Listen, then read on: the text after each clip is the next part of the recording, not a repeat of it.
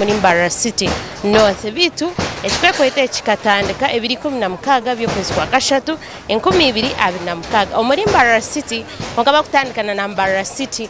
South konka erizoba Mbarara City Council yasharamu kwiza omuri Mbarara City North kandi omwanya ogweyiturumu nirebukona kandi enyuma yanze koko kureba akushenya ubujuru byone bigenda misho bitu abantu batari bamwe na bamwe kuba kureba kanso yirahihi nabo barebka ngo batandika kweshenyera mbene abariye nyuma yanje bariyo nibeshenyera ubuju bwabo bitu aborubajo orwakunuya nga side ya kunuya kanso eriyo neshenya ubuju obwo bitu nyenda kumanyisa omwanya ogo etuemerire abantu aboguza ebyo kurya byenkoko ebyo kurya byente ebyo kurya byenyamisho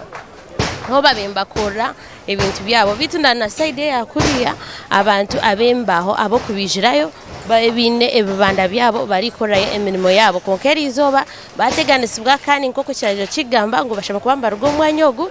bariyo no bashenye ibintu byabo bariyo no bafuruka bitu twatayisaho omwe town clerk umwanya wa Mbarara City North aratushobore ebikugenda misho kandi aratushobore ecyo kiraje nzakora aha muntu ki kandi nibakora aha bintu ki nibashenya ebiju ebiribita rikatumwakire tugire ebyaratugambiriho sebo orya live tayari west wakwakira kare bambe nyawo okay reba hari mu kamera izina ryawe izina nibyo Manji Vianney town clerk no subdivision Vianney twakwakira tayari west kantu antwenda ushobore mutari yo kwari na kureba ekiyo kigendo mission iki kiriyo kigendo mu mission izoba turiyo to implementinga ebrajiro bya government especially trade order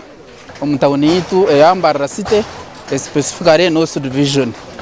echi exercise cyatandikira izobo mu no subdivision konko mu city yona kikatandika kare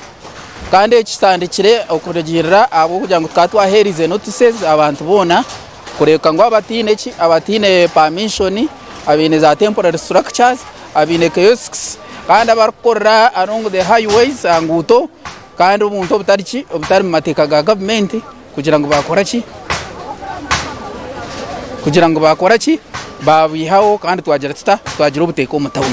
First of all omugashogweki no kureka ngo twa regulatinga business activities omutawuni zakoraje nga nabi n'abazimbi byaba byombekire bagira customers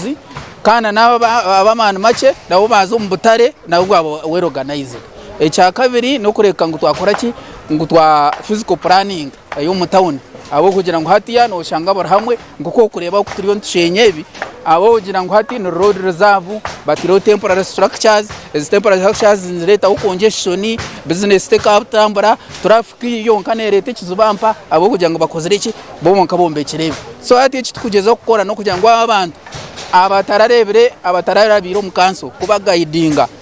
so ntwenda tubaguidinge biye bintu byabo batware mu myanya ya gazetted nko butare abakubasa gukora ki batakubasa kuza mu katare areka ngo yapangisenju yatam business ye abo kuba majiga cyaro ugarpe mutagamwe areka ngo no yakora ki so basically kiturono kireba tukuza kugira ngo ncenye bijibyo nkebi kureka naba tukushanga mbakorera ubwa business zo burya amhanda ababuru kureta ukongeshe ubona tuzakora ki tuzakubuyaho twara gas streets tuza streets ezindi tuza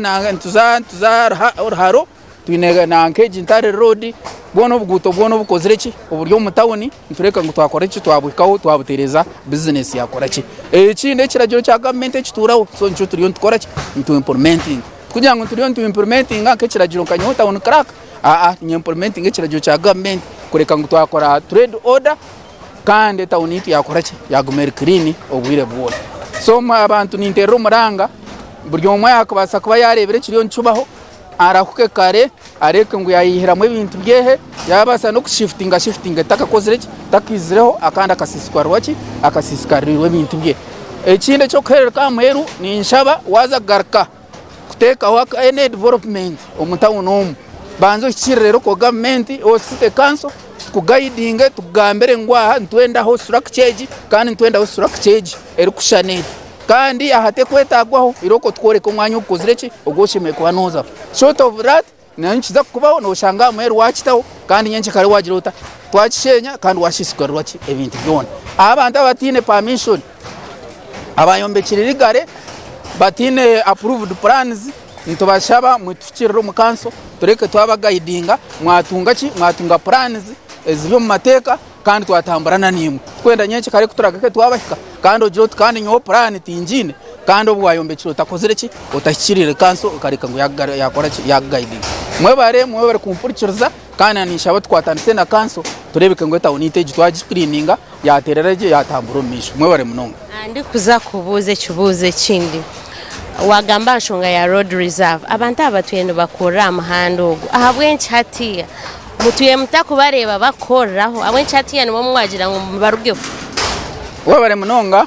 kugira ngo twabareba hati aba bantu tuturente ba warning ekiragiro nkigira ngo gumeno okora ki nohereze enforcement notices so turente ba warning bagambira ko kamwaza mu rugo mugendo mwanya ogundi no to mwanya ogo tugur gazetted for that very business bo baguma mbabyeta ki babyete bizana so this time charze mbe kiragiro cyakora ki cyakora umwa gwacu konga kugira ngo batakucumanya buri omwana nacumanya ngwana road reserve na mwanya okutakweta go temporary structures tweta go permanent structures ezisheme kuba guided by council and physical planning committee kureka ngo niyo ya guidinga ki eta unokora atambura muri Mbarara City North turebera abasouth bakugira ngo aba bantu abashenye mbabasa kubahereza obwanya ombutare na emyaye ndije mwe nimwe abambara City North mwetebekanise muta kurebuka abantu aba muza kubatankaye yebare twine gazetted places obutare obutwayikirizi ngo umuntu wena arkwetaga kubata kubasa kupanyisa enjoy akamansho shashara rent azinkai azombutare so obutare obwe buruho mutukiriro mu kanso tuba directing actually abana ningambara tukemutuba zoning eje turengo mu katare business yawe buri yo business yakora ki yakora obutare so obutare buruho buri gazetted obutare obunubu hani bwonkwendo shobora first of all twina katare rwe bukona gazetted twina katare akiyanja